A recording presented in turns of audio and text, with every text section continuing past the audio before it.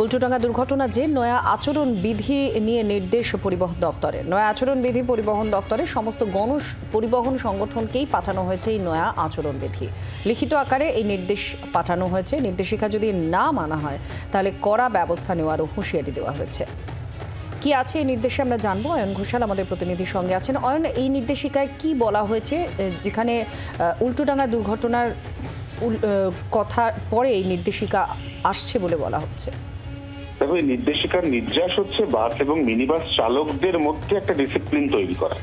বাস স্ট্যান্ডে সর্বাধিক 30 সেকেন্ডের বেশি কোনো বাস দাঁড়াবে না। নির্দিষ্ট স্টপেজ ছাড়া অন্য কোথাও বাস যাত্রী ওঠানামা করাবে না। রাস্তার মধ্যিখান দিয়ে বাস যাবে না। বাস চলবে রাস্তার বাঁ ধার ঘেঁষে। বাসের মধ্যে বিশেষ কিউআর কোড থাকবে, যেটা চালকের যে মোবাইল, সে মোবাইলের মধ্যে একটি বিশেষ অ্যাপের আকারে থাকবে। এটি বেসিক্যালি ট্র্যাকার কোড, অর্থাৎ একজন চালক বা দুজন চালক পাশাপাশি বাস চালাতে চালাতে হঠাৎ করে একজন গতি বাড়িয়ে দিল এবং পরস্পরকে টপকে যাওয়ার চেষ্টা করলো, এই ধরনের সমস্ত গতিবিধি কন্ট্রোল রুম থেকে মনিটরিং করা হবে।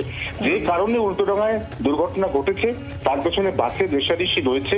বিষয়টি মুখ্যমন্ত্রী মমতা বন্দ্যোপাধ্যায়ের কানে পৌঁছেছে, তিনি উষ্মা প্রকাশ করেছেন এবং তারপর তিনি যে কঠোর নির্দেশ পরিবহন দপ্তরকে দিয়েছেন তারই পরিপ্রেক্ষিতে পরিবহন দপ্তরের যে এসওপি তার অন্যতম অঙ্গ হচ্ছে এই আচরণবিধি। একটু অয়ন জানতে চাইবো, যেহেতু এই নির্দেশিকার সঙ্গে একটা পরিকাঠামোগত বিষয় জড়িয়ে রয়েছে, মোবাইল ফোন, এক ধরনের ট্র্যাকার ব্যবহার করা, এই সমস্ত কিছুই কি সারা তাহলে? না, একেবারেই নয়। এবং সেই জায়গা থেকেই বাস মালিকরা প্রশ্ন তুলছেন যে একজন বাসের চালক, কতজন বাসের চালকের কাছে স্মার্টফোন আছে সেই ব্যাপারেই এখনো পর্যন্ত কোনো স্পষ্ট ধারণা নেই।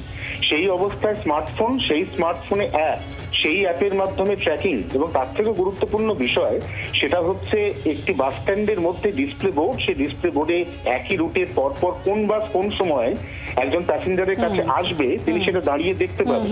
কলকাতা শহরের সিংহভাগ বাস স্ট্যান্ড ইতিমধ্যেই দখল হয়ে গিয়েছে, সেখানে অন্যান্য মানুষ থাকে। সেই বাস স্ট্যান্ড কবে এরকম ডিজিটাল আকারে তৈরি করে ফেলা যাবে সেটা নিয়েও কিন্তু যথেষ্ট অবকাশ হয়েছে। ধন্যবাদ।